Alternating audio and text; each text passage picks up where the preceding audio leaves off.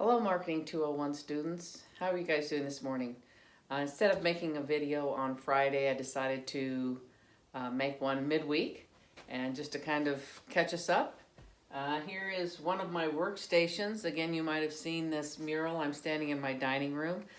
This mural was painted by my college roommate. I was a business major and an athlete, and she was in music in the choir and was an artist. So it's kind of an interesting combination. I'm sure you're missing some of your friends and roommates too. And I'm missing you, as you could read about your letter today. Just a couple things to catch up on. I wanted to go through a few things.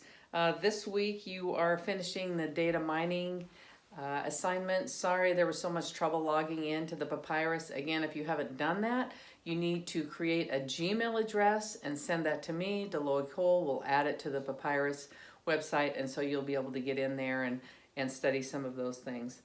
Also, I kind of messed up on when exam 4 was going to be. In one place I had it that it would be this week, and then I didn't include it in the assignments.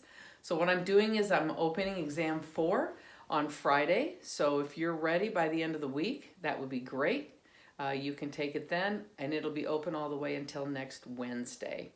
You will get 2 attempts. It will be timed, 45 minutes plus a 5-minute extension. So make sure you have all your materials. You will get two chances to do that. Next week is your last prep sheet. Woohoo! Chapters 17 and 18. I'm sorry we won't be able to do any of our selling exercises. That's always kind of a fun thing to do. Selling is something, those skills is something that we all need. You'll just have to take my sales class next spring. You'll be continuing to work on your team presentation, and also I'll assign the Pillsbury case. So make sure you look for that and find that. The discussion will be completed in week 6. I also want to take just a few minutes to talk about your team project. And so a couple of things to clarify after looking at your building blocks. First of all, you do have to make one of the ads rather than describe it. It can be a poster, it can be a radio commercial, a video, social media post, something. You do have to actually create the graphics for that. Second of all, you actually have to write out the social media posts rather than just describe it. You can describe the graphics, but make sure you write out exactly what the words would say. When you talk about posting on social media, you have to figure out who is going to post it, where are you going to post it, what time. You also need to think about, are the people that you want to reach, your target market, are they actually following you or going to follow the group's social media account? So that's a real challenge. You can't just post it out there and hope people will see something. You have to make sure that you're putting it somewhere where those people will actually see it.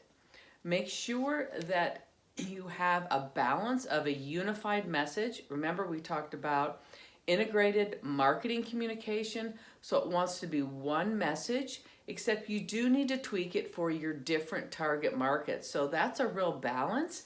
You don't want to have 2 different looking messages or 2 different logos or titles, but you want to be able to really delve into the needs and wants of each one of your target markets.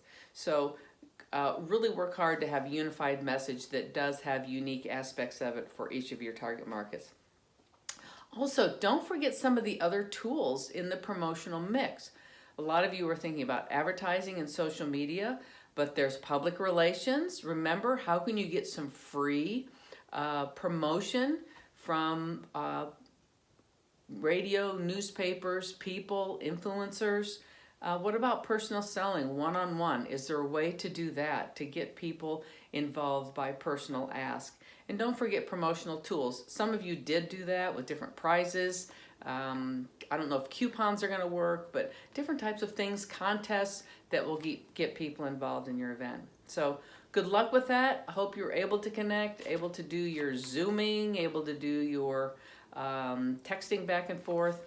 I do encourage you to do some type of face-to-face meeting, not just with emails back and forth, and to really work hard at this. And don't forget, you need to choose a time when you are going to present. We'll talk later about best Zoom practices so you have a really good presentation.